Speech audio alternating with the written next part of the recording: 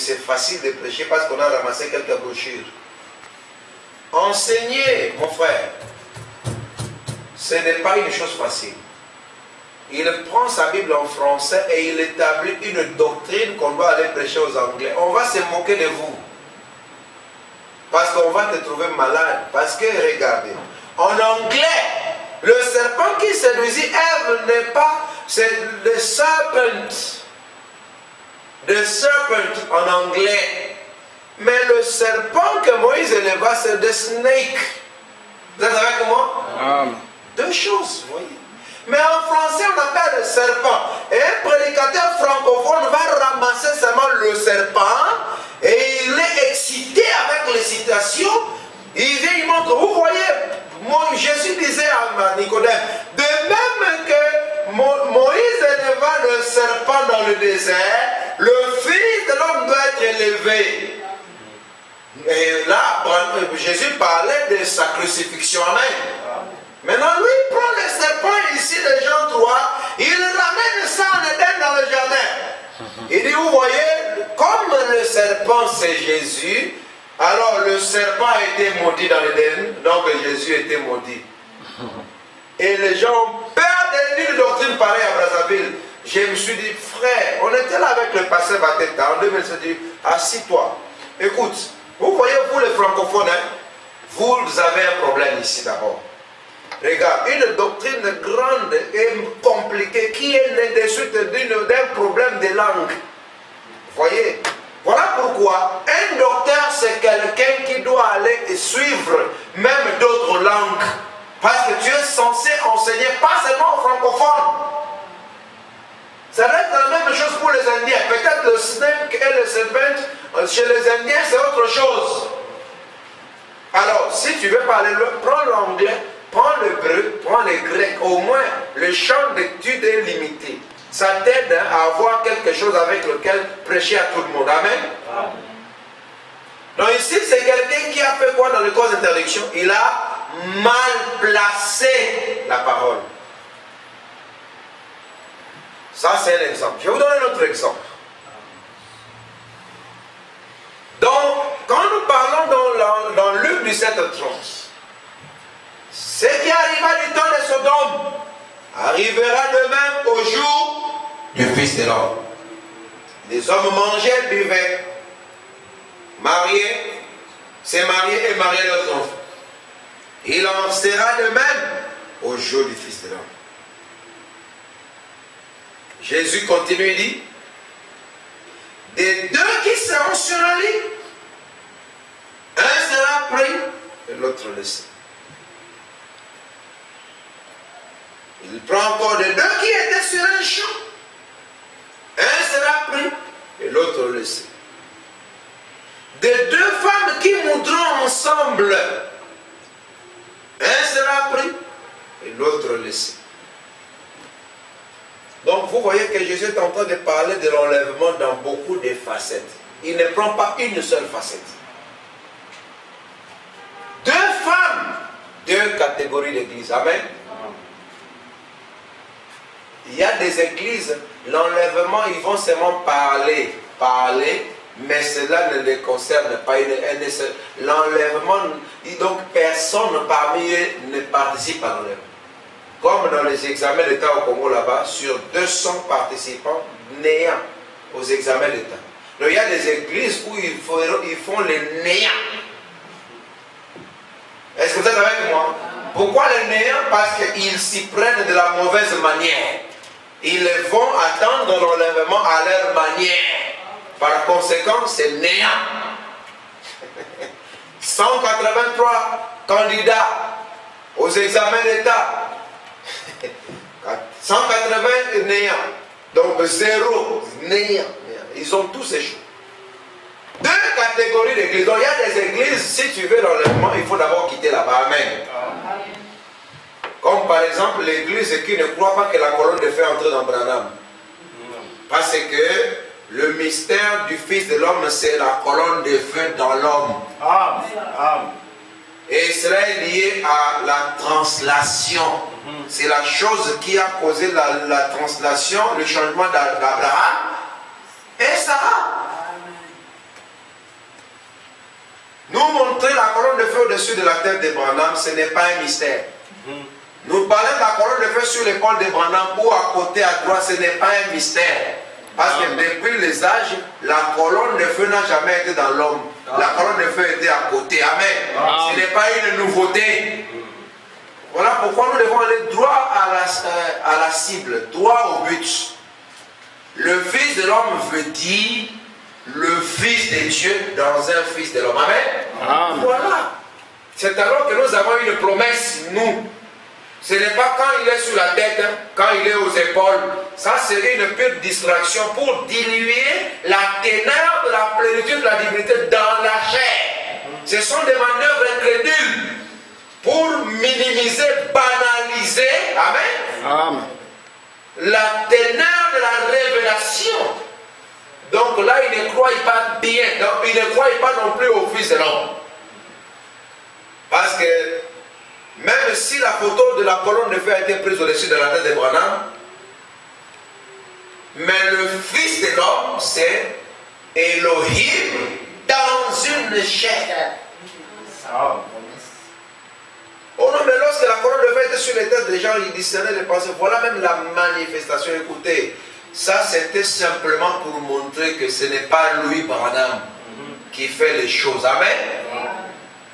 Comme c'était avec Jésus, ce n'était pas le Fils, c'était le Père qui lui montrait les choses. Mais la vision, Branham appelle ça la colonne de feu. Il dit, je vois, les visions sont sur les gens. C'est-à-dire, il voit la colonne de feu, la lumière sur quelqu'un, et la vision, la colonne de feu lui montre la vision. Mon frère, le ministère, c'est la même chose. Branham dit le même en manifestation. Mais cela ne veut pas dire que la colonne de feu avait quitté Jésus pendant ce temps. Non, Dieu est mystérieux. Même si la colonne de feu est au-dessus, mais la colonne de feu est dedans. Dans le temple là-bas du désert, on voyait la colonne de feu au-dessus, mais elle était dedans. Elle commençait du cœur jusqu'à l'extérieur. Pourquoi l'extérieur? Parce qu'on devait avoir un témoignage extérieur. Que voilà la colonne de feu là. Oh là là. Il y a eu tout un tas de doctrines qui sont dessus. Même de ça entre, ça sort. Non, écoutez. Nous avons la promesse lorsque la colonne de feu est dans Branham, en train de discerner les pensées. Sortir ou être au-dessus ou à côté ne produit pas le Fils de l'homme. Voilà pourquoi nous ne devons pas entrer dans les... Ça, ce sont des débats qui viennent principalement du Congo. Et qui viennent partout où se trouvent leurs enfants. Et ça devient une distraction pour nous qui voulons avancer dans la révélation. Des deux qui seront en train de moudre, l'une sera prise, l'autre laissée. Des deux qui seront dans un champ, et Branham nous montre que le champ, dans un sens, c'est l'église. Vous êtes avec moi? Amen. Ailleurs, on a dit que le champ, c'est l'esprit. Vous voyez, tout dépend du contexte. Vous n'allez pas amener ça ici dans le Fils de l'homme. Dans un champ, une même église. Vous pouvez être même dans une même église, mais l'un est pris et l'autre laissé. Là, c'est deux catégories de croyants.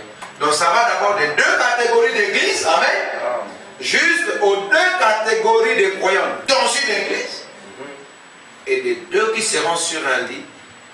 Vous voyez ça, on vient dans l'homme maintenant. On n'a pas dit qu'on a exclu le problème de deux catégories d'église ou les deux catégories de croyants, et on a parlé seulement de la chair et de l'âme. Voilà une vision pauvre de la révélation. Et on veut centrer tout là-bas. On dit voilà, par conséquent, les 10 vierges, la chair ce sont les vierges folles et l'esprit ou l'âme est la vierge sage. Voilà, vous arrivez à une conclusion qui n'est pas une citation de Frère Branham. Voilà maintenant le danger. Mais apparemment, vous autres, vous aimez ça. Vous aimez quelqu'un qui vient avec ses conclusions. Voilà la démangeaison d'entendre des choses, même celles qui ne sont pas dans le message. Branham me dit que nous devons apprendre à nous taire là où lui se tue. Là où l'esprit se tue, nous devons nous taire. Tu peux faire tes passes, tes démonstrations, mais la conclusion doit être une citation de Frère Branham. Parce que c'est Frère Branham qui doit prêcher. Mais j'ai trouvé même des frères parmi vous, ils discutent juste aujourd'hui. Et voilà, ils ne veulent pas comprendre. Comment on peut enseigner à des gens pareils? Frère Branham n'a jamais dit que dans les 10 vierges, parce que les 10 vierges, ça va de pair avec les 2 catégories de croyants ou d'église. Parce que là, ce sont des hommes. Dites Amen. Donc les 10 vierges, ça veut dire quoi? Une personne, une âme. Donc, parce que l'épouse, c'est l'âme. Mais la Vierge folle, c'est aussi une âme. Vous savez comment? Une âme, mais qui n'a pas d'huile. Ce n'est pas que non, dans un individu, voilà les 10 vierges. Oh, mais on a dit, oh. Naibite bino ba congolais mutu makasi bolingi soki ozwi eloko na yo ekoma mokili mobeta mbola. Un homme, là, on ne parle pas de 10 vierges. Je le dis parce que c'est une confusion qui se trouve même dans quelques-uns parmi vous ici à l'église. Et vous discutez du matin au soir sur une affaire que Branham n'a jamais dit. Vous voyez ça? Vous savez que quand quelqu'un veut commencer à vouloir se remarquer, il va chercher des divergences inutiles qui ne se trouvent pas dans la parole pour juste attirer l'attention des gens. Il est parlé, et puis quand on va prendre les 10 vierges, vous prenez l'aspect du corps de l'homme individuel, ça c'est mal placé les Écritures. Vous placez une écriture mal. Laissez l'écriture des 10 vierges rester comme étant 2 catégories de gens. Amen. Amen. Avec leurs âmes distinctement. Et quand on en arrive à l'homme, là on sait que ce n'est pas le corps. Parce que le corps doit tomber. Amen. Madame dit que le corps doit tomber, comme vous le savez d'ailleurs. Ça peut-être on va montrer le dimanche avec d'autres citations, comme cela est lié. Le corps doit tomber. Et de notre corps, Dieu n'a besoin que de 16 éléments. Amen. C'est ça. Les 16 éléments, c'est la chose que Dieu ne peut jamais perdre. Et avec les 16 éléments, Dieu constitue un autre toi. Frère Branham me dit, est-ce que cela ressemble à une photo qu'on avait prise quand vous aviez quelques temps? Branham dit non. C'est quelque chose qui existe depuis avant la fondation du monde. Mais Branham, ailleurs, il dit que cela ressemble à peu près à comme quand vous aviez 18 ans à 21 ans. N'est-ce pas, ou 22 ans ailleurs. Mais Branham nous montre que dans les questions et réponses de 64 numéro 3, il dit quand est-ce qu'on avait pris cette photo? Branham dit c'est avant la fondation du monde.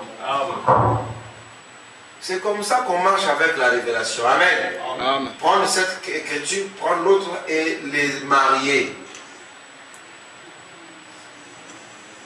Mais le corps ici retourne dans la poussière.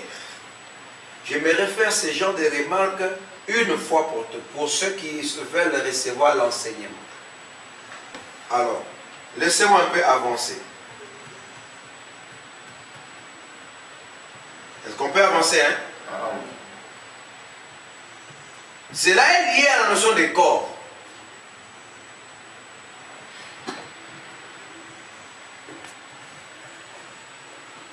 Il dit, heureux et saints sont ceux qui n'ont pas à la première résurrection. Ça, on nous en parle dans Matthieu 25. Amen. Parce que d'abord, ici, il y a eu beaucoup de choses qui allaient venir depuis le temps où on a prononcé ces paroles jusqu'à son accomplissement. Mais quand on les donne, on donne ça en bloc. Et il faut un prophète pour séparer comme on fait l'opération. La première résurrection est liée à 1 Thessaloniciens 4. Amen. Ça, c'est pour le saint. En qui la seconde mort n'a aucun pouvoir.